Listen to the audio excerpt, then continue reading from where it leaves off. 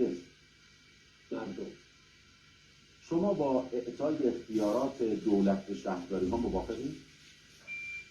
بله. بگید که در همکاری با کشورهای خارجی اولویت با کجا؟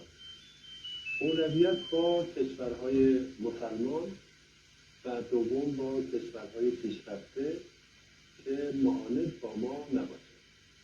برای پدیده بی‌حجابی علاوه بر کار فرهنگی به چه راهکارهای دیگری می‌برید؟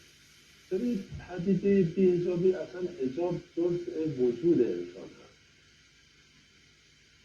و بنده قطعاً با اینکه ما بخوایم با قوه قهریه و تنها با قوه قهریه موضوع رو حل کنیم خیلی جواب نخواهد داد و تا الان هم جواب نداده. قطعاً ما باید به فرهنگ سازی و رؤوفیت اسلامی با این موضوع و با کارشناس‌های دینی که علما و روحانیان معظم هستند از اینا کمک بگیریم و بتونیم این موضوع رو حل کنیم.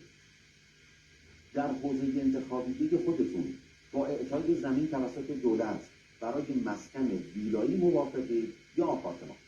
خب ببینید، با توجه به توپوگرافی زمین و ژئوپلیتیک استقلال شهرها ما به سیاست